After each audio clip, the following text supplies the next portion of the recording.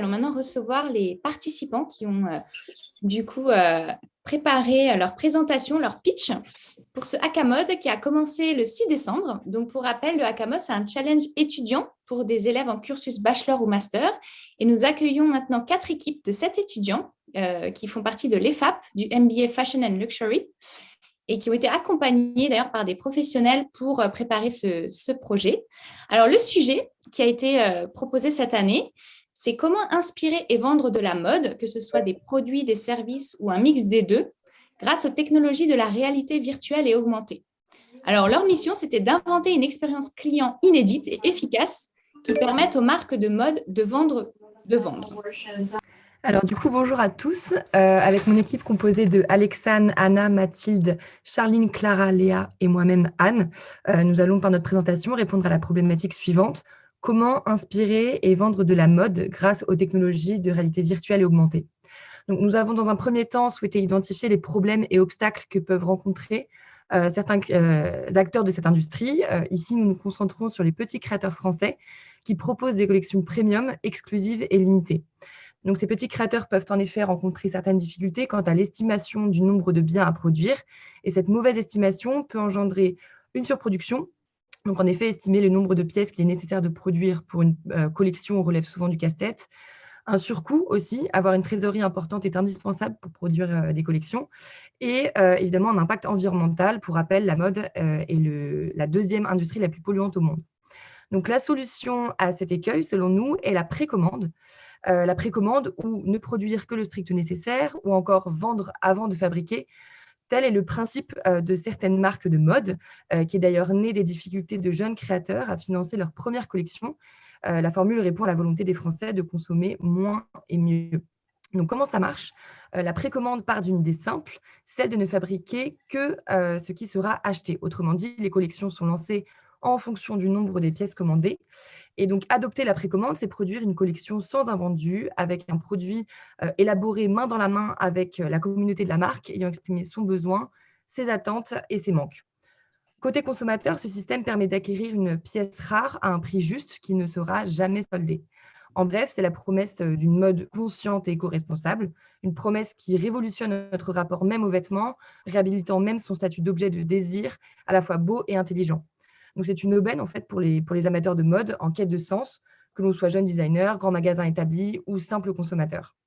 Donc, nous souhaitons ici utiliser ce modèle efficace et le combiner aux nouvelles technologies dont nous disposons aujourd'hui.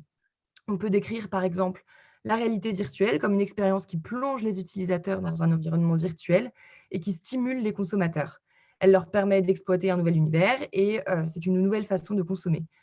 Et la technologie qui fait d'ailleurs partie intégrante de notre environnement, il est donc primordial de l'adapter aux besoins des clients et aussi lui donner un certain sens économique et écologique. Donc en effet, les applications d'essayage deviennent incontournables dans la fusion entre la réalité virtuelle avec le monde de la mode. Et une fusion, du coup, réalité virtuelle et précommande serait en fait le compromis idéal pour permettre aux créateurs de renforcer la valeur de leur marque, de changer le mode de création et de production des vêtements, ainsi que sa façon d'être perçue et vendue aux consommateurs. Donc, visualiser et toucher une pièce grâce aux technologies de réalité virtuelle, avant même qu'elle ne soit produite, peut être révolutionnaire pour l'industrie de la mode et éviter de lourdes conséquences pour les créateurs, notamment avec la production de masse, l'endettement et une lourde empreinte écologique. Avant de passer à ma partie, je crois qu'il y a quelqu'un qui n'a pas éteint son micro. J'entendais des choses derrière. Donc voilà, si jamais vous pouvez vérifier que vous ayez bien éteint tous vos micros. Merci. Du coup, il est temps maintenant donc de vous parler de notre concept. Donc tout d'abord, qui sommes-nous? Donc nous sommes Fiber Vision, une agence de projet événementiel spécialisée dans les nouvelles technologies, la réalité virtuelle et augmentée. Donc, notre objectif principal, c'est de mettre en lumière les jeunes créateurs et leurs collections en proposant un nouveau genre d'expérience à leurs clients potentiels. Donc, quels sont nos services proposés? Donc, tout d'abord, nous proposons une solution clé en main en proposant à nos clients des casques de réalité virtuelle, des gants haptiques, des miroirs digitaux, également des logiciels puissants, des bases de données référençant tout type de tissus et de matériaux, mais également une mise à disposition de nos locaux. Donc, comment ça marche? Prenons contact avec des marques, sélectionnons les marques qui ont un potentiel présents, afin d'analyser donc leurs objectifs et leurs besoins, pour ensuite préparer avec eux un événement personnalisé, par exemple donc référencement et intégration des collections, des tissus, des matériaux, décoration à l'image de la marque, en respectant leur ADN, etc. Donc à qui nous nous adressons? Donc tout d'abord, la première cible, ce sont des créateurs proposant des collections premium et made in France. Et la cible secondaire, donc, c'est les potentiels clients des marques avec qui nous collaborons. En ce qui concerne nos services, nous proposons donc des gants haptiques et des casques de réalité virtuelle. Via ces gants, nous pouvons donc ressentir, grâce à des capteurs, les différentes matières et textiles utilisés sur l'événement. Alexandre, tu peux changer de slide. Merci. Grâce au casque de réalité virtuelle, il est possible de visualiser de la composition donc, des textiles. Ainsi, donc, les modèles proposés dans nos événements seront imaginés uniquement digitalement en amont. Et grâce au miroir Fujito, il y aura donc possibilité d'essayer les vêtements virtuellement, ce qui permettra de déterminer plus précisément la taille, les goûts des potentiels consommateurs. Et ensuite, seulement si le client est intéressé, il pourra passer une précommande et ensuite la fabrication de la pièce pourra être débutée. Vous avez juste ici un petit mood board, voilà, de l'ambiance dans laquelle nous souhaitons plonger nos clients afin qu'ils puissent profiter de nos locaux pleinement. Et en fait, donc, pourquoi cette proposition de concept? Donc, on souhaite permettre aux petits créateurs de se faire connaître tout en respectant l'environnement, mais également en limitant les dépenses et les potentielles pertes d'argent qui, nous savons, au début peuvent être très compliquées à gérer. Les consommateurs finaux, ils gagnent également à vivre ce genre de nouvelles expériences, tout en s'intéressant en fait réellement au travail des créateurs. Ça nous permet de ne pas s'engager trop vite dans l'achat d'une pièce, mais de pouvoir avoir une expérience quasi similaire qu'un essayage physique. Voilà, merci beaucoup de nous avoir écoutés. J'espère que ça vous a plu. Alors bonjour à tous, je m'appelle Ninou Glaze et je fais partie du projet Innercore. Donc aujourd'hui, comme convenu, nous allons parler mode, technologie et marketing. Donc vous n'êtes pas sans savoir qu'en ce moment, il est énormément question de nouveaux modes de consommation. Alors j'ai récemment discuté de cela avec mon équipe et ça m'a fait penser à la toute première vision que j'ai eue de l'industrie de la mode à travers les fictions qui ont bercé ma jeunesse. Donc après avoir regardé, comme presque tout le monde ici, je pense, Le Diable s'habille en Prada, j'ai fait la découverte de Becky Bloomwood, héroïne de la saga par Sophie Kinsella. Le premier livre de cette série, intitulé Confessions d'une accro du shopping, raconte l'histoire d'une jeune femme qui, happée par le tourbillon des tendances, devient une véritable addicte des virées shopping, ce qui va lui causer beaucoup de soucis, d'autant plus qu'elle est adepte des pièces de luxe. En fait, j'ai découvert plus tard que Becky Bloomwood était victime de FOMO, Fear of Missing Out, et qu'elle se retrouvait sans arrêt poussée à la surconsommation. Ajoutez à ça, impossible pour elle de s'identifier à une marque ou même de prendre le temps de s'intéresser réellement à ce qu'elle achète.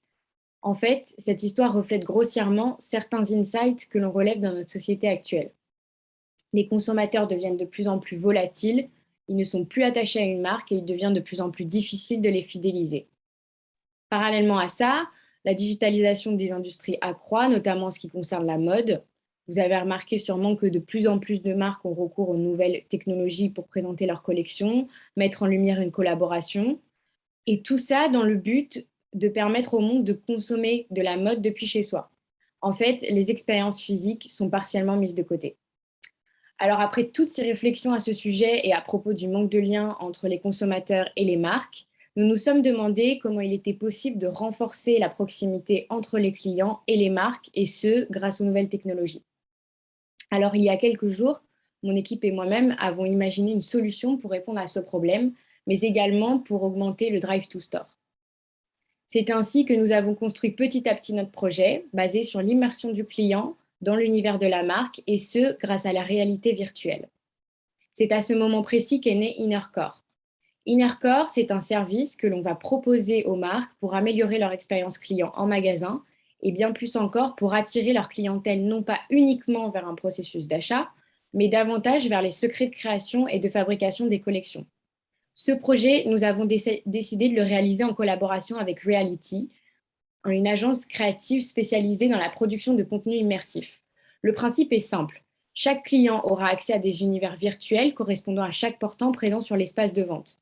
Confortablement installé dans un fauteuil disposé en face du portant, le consommateur aura la possibilité de s'immiscer dans les coulisses de la marque grâce à un casque de réalité virtuelle. Bien évidemment, l'univers qui s'offrira à lui aura été entièrement pensé en étroite collaboration avec la marque.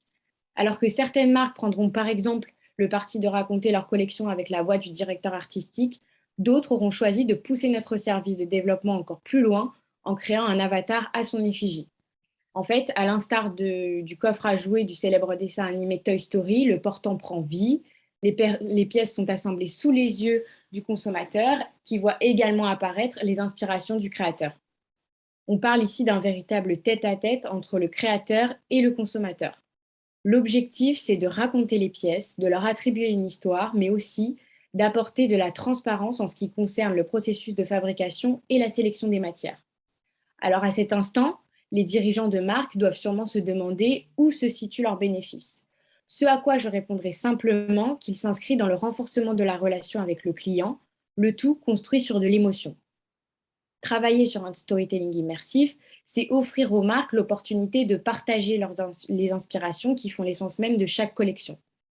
En plus, il s'agit d'une promesse qui, sur le long terme, vise à changer les habitudes des prospects qui, comme Becky Bloomwood, surconsomment.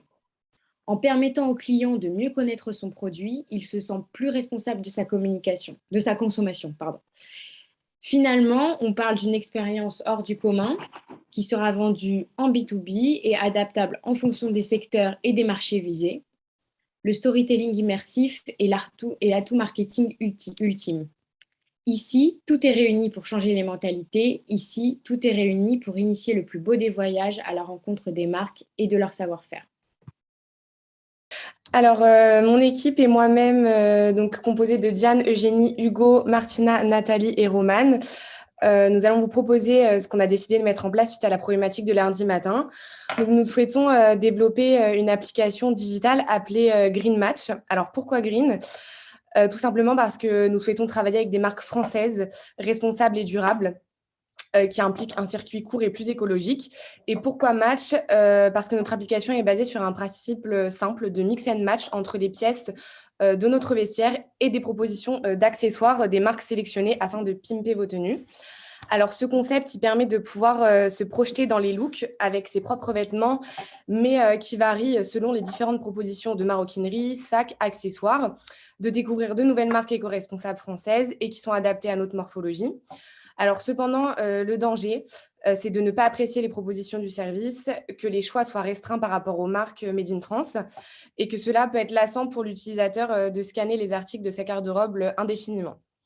Alors, on vous a fait un petit mood board des marques, d'exemples de marques avec lesquelles on souhaiterait travailler pour l'application.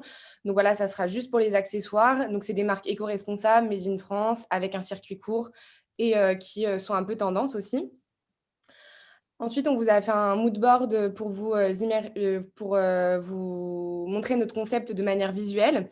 Donc, par l'aspect ludique et ergonomique du service. Donc, la réalité augmentée est représentée par les avatars qui seront à l'effigie du consommateur, ainsi que la mise en avant exclusive des marques éco-responsables Made in France.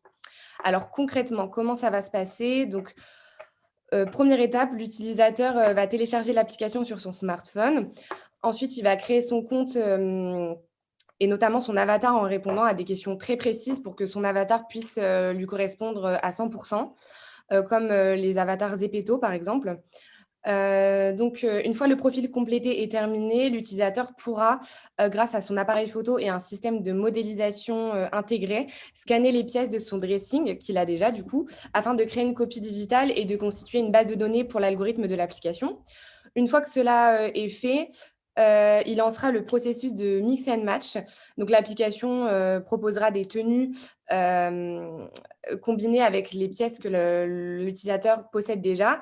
Et en fait, l'application proposera des accessoires provenant des marques partenaires afin de pouvoir pimper les tenues.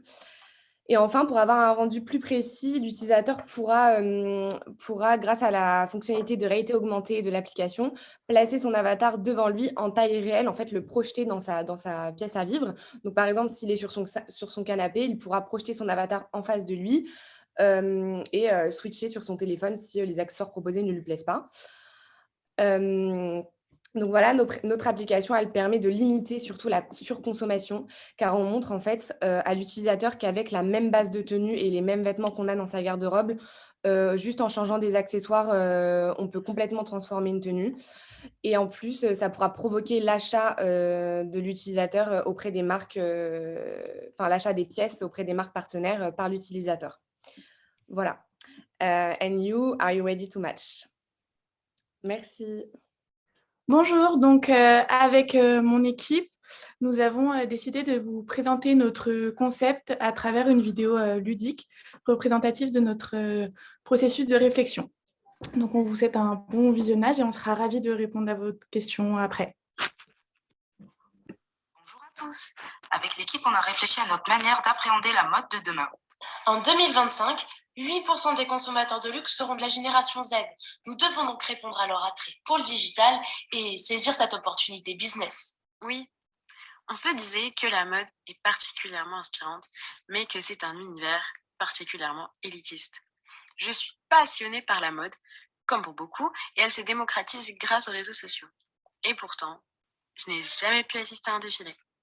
C'est sûr. Et puis, qui n'a jamais rêvé de porter une tenue des plus excentriques, d'aller au Met Gala ou encore de faire la bise à Anna Wintour? Je suis d'accord. Je n'ai plus rien à me mettre. Et mes pièces les plus farfelues, je n'ose même pas les porter dans la rue. C'est alors qu'on a imaginé un monde virtuel où l'on pourrait enfin avoir accès à notre rêve. Bienvenue dans le monde de Beyond, le nouveau monde de la mode, qui dans quelques années pourrait bien prendre le dessus. Un monde où vous et moi pourrions être virtual influenceurs. Peu importe où vous êtes, un monde inclusif qui accepte les gens comme ils sont. C'est super, mais je ne comprends pas. Comment fait-on pour accéder au monde Beyond ? Alors, tout d'abord, il faut créer son avatar grâce à une technologie qui scanne une photo de vous. Pas question de tricher, vous êtes belle comme vous êtes. Regardez, on peut même l'habiller. Dès la création de votre avatar, Beyond propose un choix de vêtements en partenariat avec des maisons de mode. Mais Beyond ne s'arrête pas là. Nous vous laissons la liberté de faire évoluer votre style. Ne me dites pas qu'on peut faire son shopping. Non, vraiment, ne lui dites pas. Et si, une fois rentré dans le monde Beyond, vous pourrez découvrir les boutiques virtuelles de grandes maisons de haute couture, mais aussi de jeunes petits créateurs. C'est génial cette idée. Cela va permettre aux jeunes créateurs de développer leur notoriété, alors que dans le monde réel, ils n'ont pas toujours les moyens adéquats. Voilà comment gagner en visibilité et toucher cette cible de la génération Z, avec un canal qui est mondial, Beyond. Et comment tout ceci est monnayé ? Alors, la méthode de transaction sera le NFT. Vous pourrez acheter des vêtements virtuels qui sont portés sur vos avatars. Si jamais vous souhaitez avoir la même tenue pour vous dans la vraie vie, vous serez par exemple sur une liste VIP qui vous permettrait d'obtenir le vêtement. Et pourquoi pas poster la photo sur Instagram par exemple. Ah, enfin une plateforme qui est simple pour intégrer ce nouveau business qui me semblait, mais alors si compliqué. Ça ouvre complètement mes objectifs business pour 2025. Top, top, top. Et sinon, quand est-ce que je pourrais demander un avis sur ma tenue à Anna Wintour ? Ce qui est génial, c'est que les avatars pourraient discuter entre eux, rencontrer de nouvelles personnes et surtout assister à des événements uniques comme celui du Met Gala par exemple. Suivant votre style, vous aurez peut-être la chance d'être assise à côté d'elle lors d'un prochain défilé. Alors, si je comprends bien, vous allez suivre le calendrier de la mode ? Exactement. Alors, convaincu ? J'ai trop hâte de vivre des expériences à travers les boutiques, de refaire ma garde-robe comme je l'entends. Et surtout, de découvrir de nouveaux créateurs. Complètement, je suis ravie d'avoir enfin accès librement au monde de la mode. Les décors et les vêtements digitaux sont si inspirants. J'ai confiance en cette plateforme. Je pense pouvoir augmenter mes ventes, me développer sur le business des NFT, augmenter la notoriété de ma marque, récupérer de la data sur mes clients et puis réseauter depuis mon canapé. Vous êtes dans l'ère du temps. C'est une solution plus inclusive et qui est en adéquation avec les nouvelles technologies. Je suis sûre que vous avez déjà pensé au casque de réalité virtuelle qui arrive chez Apple.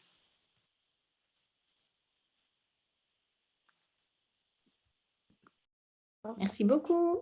Donc, merci à vous et si jamais vous avez des questions, n'hésitez pas. Je propose qu'au jury, si vous souhaitez réagir suite au pitch. C'est bien d'avoir la vision des jeunes de ce qu'on pourra éventuellement acheter, commander, se mettre comme vêtements dans le futur. En tout cas, il y a de très, très belles propositions. Il y a déjà des personnes qui manient certaines technologies, donc c'est assez intéressant. Et puis on s'aperçoit qu'il y a quand même des univers et il y a quand même des choses réfléchies. Donc ça, c'est plutôt pas mal. Donc cette génération, elle a quand même du très bon. Donc voilà, moi j'ai hâte de délibérer avec les autres jurys, mais il y a des belles choses. Ça va pas être simple, mais à mon avis, on va essayer de faire ça en toute impartialité et de ressortir le meilleur. Mais on pourrait même faire un groupement avec les 4 et on aurait quelque chose d'encore plus extraordinaire. Merci Virginie. Ariel, tu voulais réagir? Oui. En direct donc de Plateau Fertile. Bonjour à tous, bravo. J'avais une question juste peut-être à chaque groupe, comme c'était des gros groupes, comment vous avez réussi à vous organiser en si peu de temps? Voilà, c'était une question d'organisation et aller vers une direction, si les chefs de groupe, les responsables des équipes qui ont présenté peuvent juste me dire quelles ont été les difficultés qu'ils ont rencontrées pour travailler en si peu de temps à 28.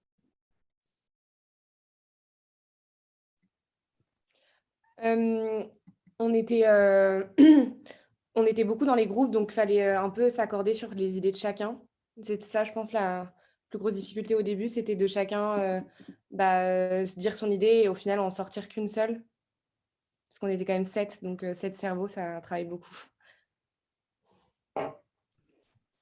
Oui, je suis d'accord avec ça et peut-être aussi le temps qu'on avait parce qu'on a eu le sujet lundi matin et il fallait rendre les projets mercredi soir. Donc, ce n'était pas énormément de temps. Mais les coachings, ça nous a beaucoup aidé pour choisir un truc définitif parce que comme disait Nathalie, on avait 7 cerveaux sur un projet, plusieurs idées. Donc, c'était compliqué des fois de brainstormer sur une seule idée. Mais au final, ça s'est bien passé, je pense. Donc, voilà. Puis, on a l'habitude avec les FAB de devoir faire des projets de groupe rapidement. Mais on est un peu frustré parce que parfois, on a envie de faire encore plus en termes de conception, etc. Et en peu de temps, on ne peut pas. Donc ça, c'était une autre difficulté par rapport à mon groupe.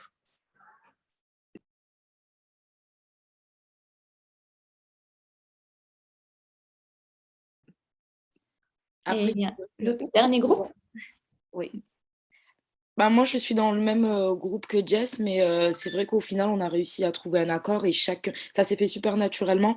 Donc, il y en a qui sont plus doués pour les montages, d'autres pour, je sais pas, développer des idées ou approfondir les analyses. Donc, ça s'est fait super naturellement et je trouve assez rapidement. Donc, voilà. Merci à mon groupe. Vous êtes dans quel groupe, là, mademoiselle Nathalie? Vous étiez dans quel groupe? Annelise, pardon. J'étais dans le groupe 4, donc c'était la petite vidéo animée avec les emojis. Il y a un groupe qui n'a pas parlé du coup. Je ne sais pas si… Oui. Alors, attendez, hop, la caméra. Du coup, par rapport à mon groupe, au début, c'était un petit peu compliqué de se mettre dans le bain parce qu'on n'était pas très familière à la réalité virtuelle, réalité augmentée, etc.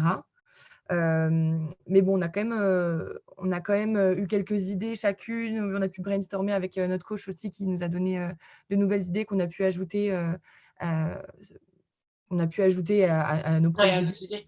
Et voilà, mais pareil, une belle cohésion de groupe et tout s'est très bien passé. En fait, c'était, je pense aussi, le but de le faire en si peu de temps, c'est que d'habitude, on a beaucoup plus de temps. Donc, on va partir très loin dans les analyses. Là, il fallait vraiment l'exercice, c'était vachement d'aller droit au but. Et donc, c'était intéressant, en vrai, même de travailler dans un temps court. Mais non, c'était très intéressant. Et puis voilà, même vu qu'on n'était pas très familière à la réalité augmentée, tout ça, ça nous permet de nous pencher sur d'autres sujets qu'on ne va pas voir de nous-mêmes. Donc c'était bien. Merci. Et je voulais rebondir par rapport au temps bravo d'abord pour vos présentations. Et je voulais juste vous dire que les années précédentes, le Hackamode était fait sur une journée. Donc, vous aviez en présentiel, vous aviez sujet le matin et il fallait rendre le pitch l'après-midi. Donc, voilà, pour compléter un peu vos réflexions sur le timing. Et merci à vous, c'était très chouette. Et on a eu 4 équipes d'étudiants de l'EFAC qui nous ont présenté des propositions, comment vendre justement grâce à toutes les nouvelles technologies. Alors pour commencer, je voudrais remercier les coachs qui ont accompagné ces 4 équipes. On a Arnaud Perrin-Gustin, Victor Amblard, Emmanuel Bresson et Valérie Kellier qui ont du coup été à leur côté. Et pour rappel, donc, le jury qui a délibéré juste avant, pendant la pause, c'est Ariel Lévy, donc vice-présidente de Fashion Green Up, John Lipfeld, CEO de House of Tribes, Virginie François, gérante de 360 Consulting, et Isabelle Dead, qui va nous annoncer le grand gagnant, ou le groupe gagnant, fondatrice de la marque Viva Luz, membre de Fashion Green Hub. Et c'est donc vous, Isabelle, qui avez lancé le premier Hackamode en 2017, ce challenge étudiant qui se répète depuis à chaque édition des Fashion Tech Days. Eh bien, la parole est à vous, Isabelle. Merci, Natacha. Donc, effectivement, merci à tous les étudiants qui ont participé à cet Hackamode virtuel. Merci aussi à l'équipe organisatrice qui a fait un super job. Donc, bravo à vous. Et puis, sans plus attendre, je vais donc annoncer le gagnant de cette édition. Eh bien, c'est l'équipe Fiber Vision qui a gagné le premier prix. Donc, bravo à eux. On a apprécié votre présentation, la problématique était bien posée, une solution complète pour les enseignes et les marques. Donc, bravo à vous.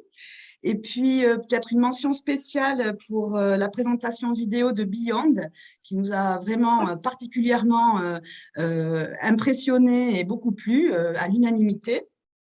Merci aussi à Innercore pour l'émotion que vous avez su susciter pendant votre pitch, donc un grand bravo. Et puis aussi bravo à l'équipe Green Match pour son idée de mix and match. Voilà, donc merci à vous tous et bravo Fiber Vision. Merci. Merci. Merci beaucoup, merci beaucoup. Merci. Bravo en tout cas à toute l'équipe et merci à tous les étudiants qui ont participé parce qu'ils ont fait ça pendant plusieurs jours.